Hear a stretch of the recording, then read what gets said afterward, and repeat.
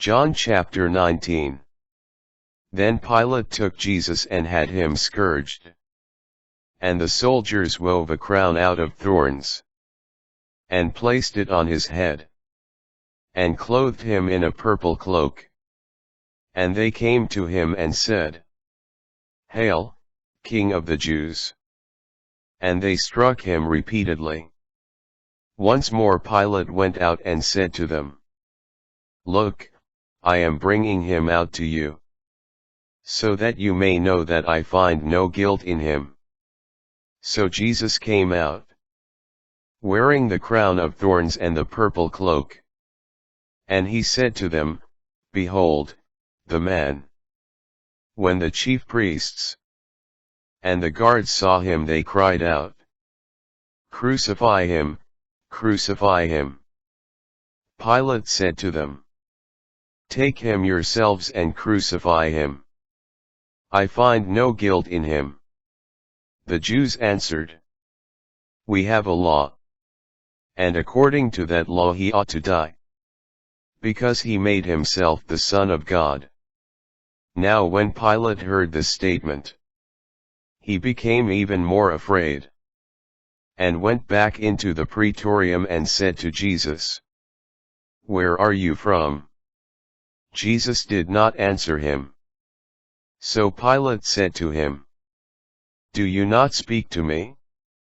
Do you not know that I have power to release you, and I have power to crucify you?"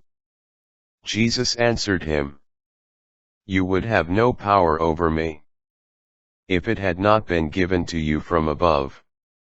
For this reason the one who handed me over to you has the greater sin." Consequently, Pilate tried to release him. But the Jews cried out, "If you release him, you are not a friend of Caesar. Everyone who makes himself a king opposes Caesar." When Pilate heard these words, he brought Jesus out and seated him on the judge's bench, in the place called Stone Pavement, in Hebrew, Gabbatha. It was preparation day for Passover, and it was about noon. And he said to the Jews, "Behold, your king."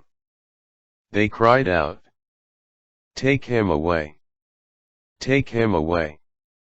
Crucify him!" Pilate said to them, "Shall I crucify your king?" The chief priests answered, "We have no king but Caesar." Then he handed him over to them to be crucified. The crucifixion of Jesus.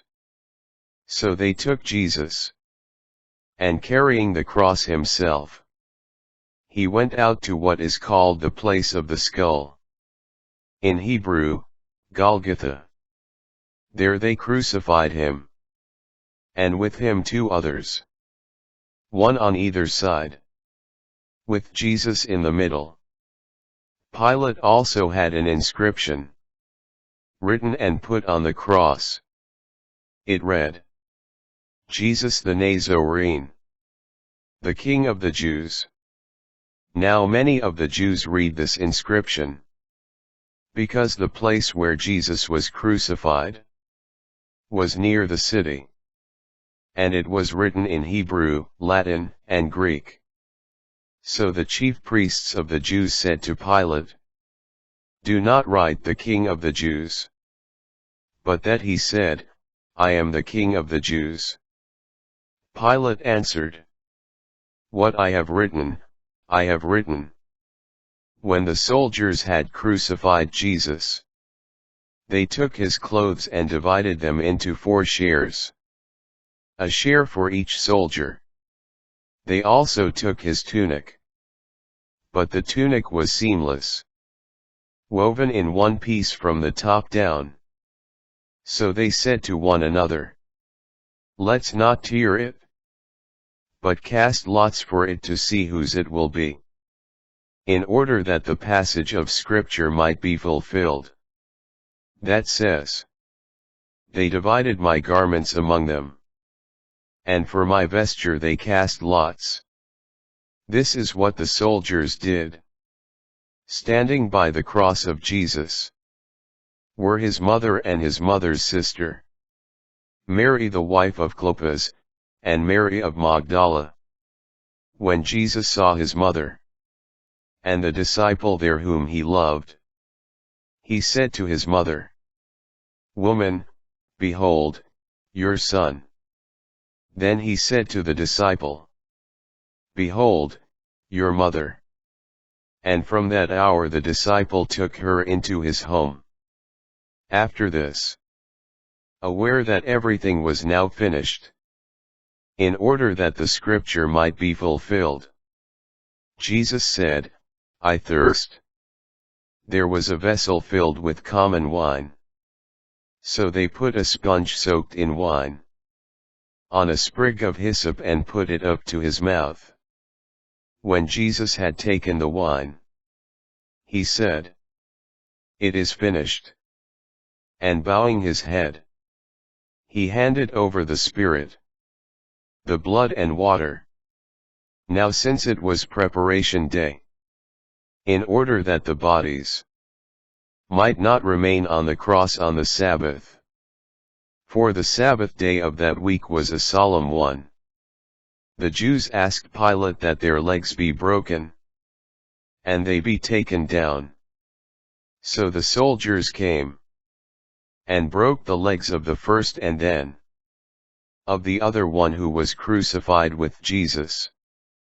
But when they came to Jesus, and saw that he was already dead, they did not break his legs.